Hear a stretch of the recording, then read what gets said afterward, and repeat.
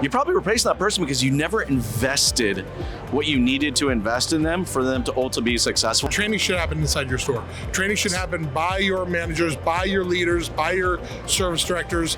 Training needs to happen consistently. So when I first started in the business, I despised every element of it because I felt like it was used as a way to kind of punish, call out. Yes, call it out. felt like a punishment. That you stink so bad. I'm going to prove that you stink. That's the problem. Like, that's horrible.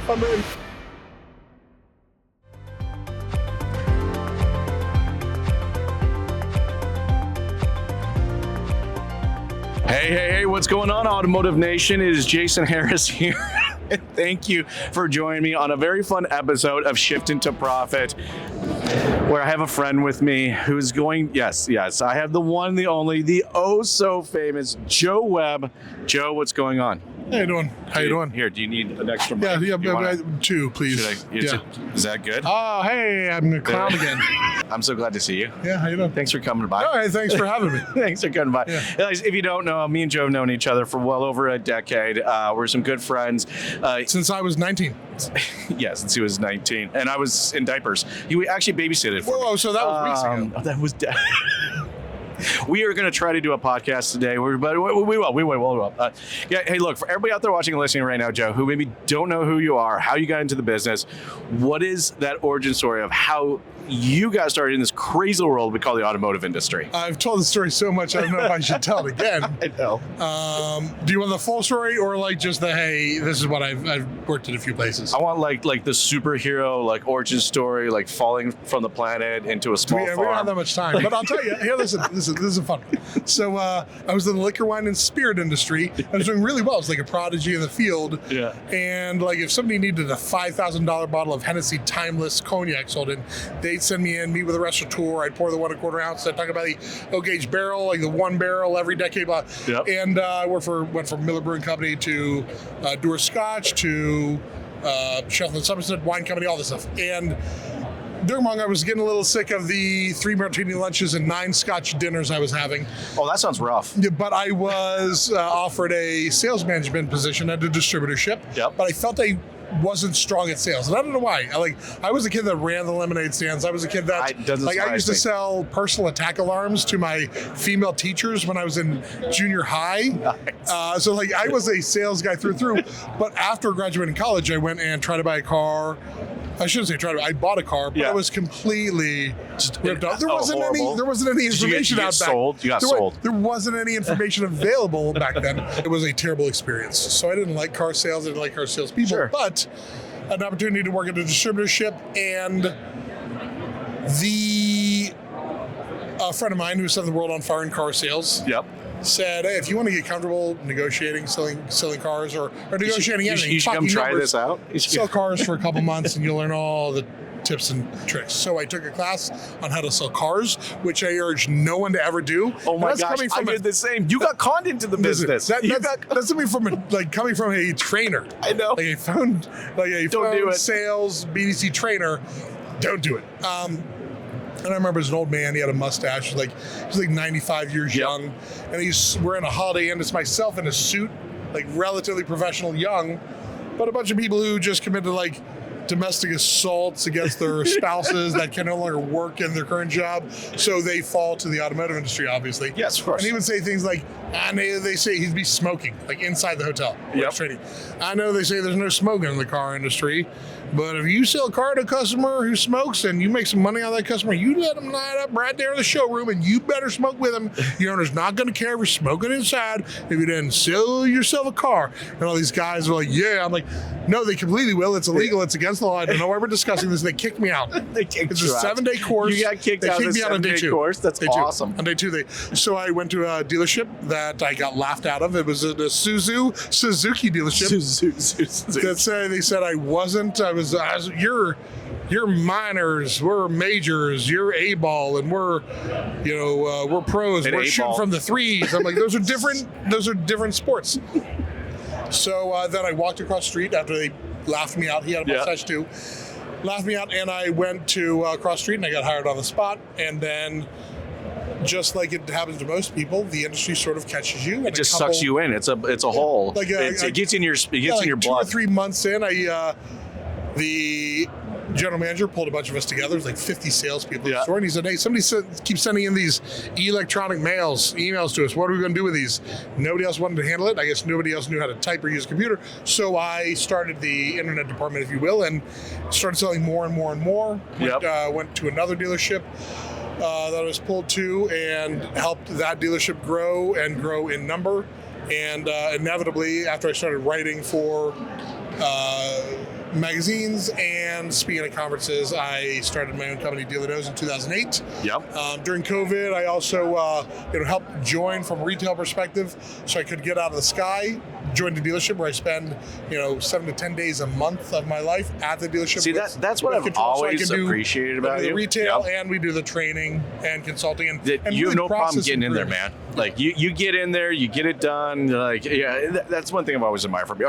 Here's where I want to go with today. Our conversation, Joe, is look, we're at NADA. It's yes, because I need two mics. We're at NADA. I know how this works. We're at NADA. There's a lot of buzz going on. Dealers are here, getting ready for this year. I kind of like looking at it from like a people, process, technology perspective. All right, in that and you're order, steeped in technology more than a lot of people are. That is true.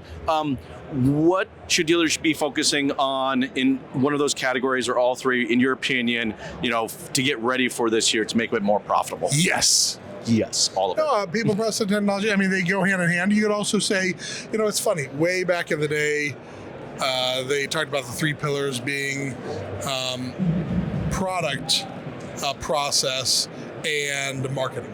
I remember that 20 years ago. And it amazes me because now you're going to replace marketing with tech, because there is no quality marketing without technology. It's a really good point. And then at the same time, when you say product, we understand that that's what product is, what we sell, and sure, we need to have quality product. We need to have enough of that product, and we need to make sure the manufacturers, we need to make sure our acquisition strategies are in place. There's a lot of things you need to have, but at the end of the day, it's the people that are moving most of this product. So given the fact that I have a training company and I dedicate a lot of my time to just growing productive teams. That's how I like to say it. Like, my goal is to grow productive teams. Then people play a major role in that. Who you hire, that's the foundation. I mean, I'm with you. If people ask me a lot, okay, I gotta work on my people, process, and technology. I understand, but where do I start? And I think too often they come to these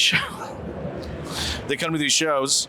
And they start on the technology side, right? And that's not what we want to do. Look, I don't care how great the technology is. If you don't have that team and those people kind of like ready to take on some processes, the technology shouldn't be defining what our people and process are. The people should be, and we should be working backwards towards the technology. Do you think the same? Well, I mean, no technology should be set it and forget it. No marketing should be set it and forget it. Yeah, and for that reason, you need to have the people in place that understand the technology, understand the goal of the organization, and can tie those two together, but then can measure and monitor the utilization and the success of the technology and the people. So, I mean, so much of what we do with Dealer Nose is accountability, and our software is based around accountability and measuring and tracking how well people are doing their jobs, and really from an effort perspective.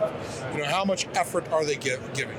So that's a lot of what we do, and when they come here, there's amazing technology, and I had the opportunity to look at Siro as well, and I love Jason. I think very similarly in the fact that AI absolutely is here and needs to enhance the customer experience, enhance our skills, enhance accountability, enhance utilization of those processes, but.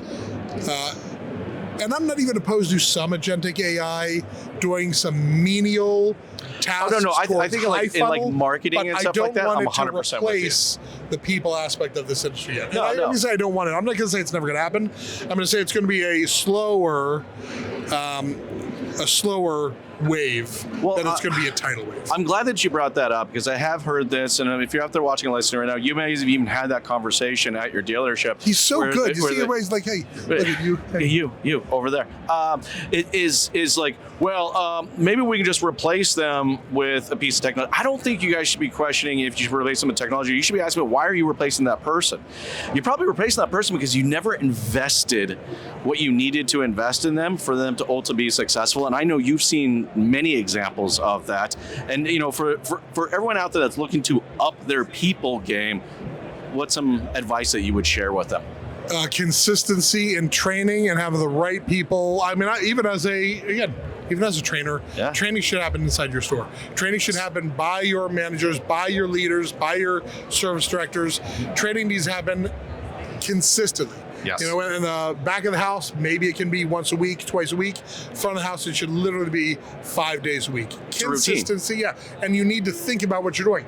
Don't just get up there and spit out what the spits are going to be and say who's doing a couple of good jobs, who's doing a couple bad jobs, and talk about, here's the first pencil once again. You need to plan it out, scope it out. I require some of the dealerships that I help operate to provide a training calendar, what they want to speak on every single day, who's going to be speaking on, who's going to be championing it, so they can take it upon themselves to prepare something rather than going up and winging it. And I like interactivity. How I train, it's a lot of role play, it's a lot of interactivity, and it's a lot of fun because my goal is to make learning and education fun so it sticks and so it's memorable. Whether people want it or not. Let's get into want it or not. I love the fact you brought up role play because I got to be honest with you. It's one of your favorite searches. This guy, right?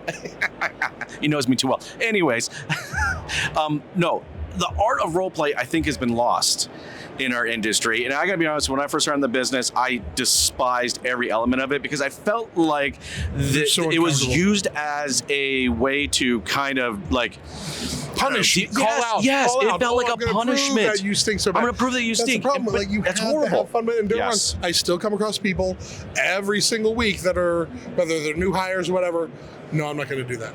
They'll just say, no, I'm not going to do that. I think they say that, though, because somebody has put them on the spot before. Yeah, but and moreover, it's used as a negative. And they're worried that maybe they're worried it's going to be so bad and their skill set is going to be, called into question that they're going to be shown the door shortly after that session. But it should never be that. Everybody's able to be trained for the most part. And if they don't want to be trained, great, but they're never going to improve upon what they're already currently generating right now. No, and I love the fact that they have to be willing to be trained. Look, guys, we're getting into building better processes, looking at better technologies, but if we don't have a fundamental foundation of people that are willing to be trained, it makes it very difficult. Look, I know we're getting towards the tail end of our time. Real quick, before I let you go, for everybody out there watching and listening right now who would love to continue this parts of this conversation, because I think we actually covered some great stuff. We definitely have not talked about everything. What's a great way to continue to have that conversation with you and learn more about what you do with Dealer Knows? They can definitely go to my website, dealerknows.com. They can contact me at joe@dealerknows.com. They can reach out to Jason and they can just spam his email and his socials until he gives them my cell phone number. That's another way to do it. Awesome. You guys, I encourage you to definitely connect with Joe. He's a great guy. He really is. Hey, we appreciate you guys. Thank you so much for watching the show. You guys, you have yourselves an amazing day. Thank you. Bye. All right, I'm out of here.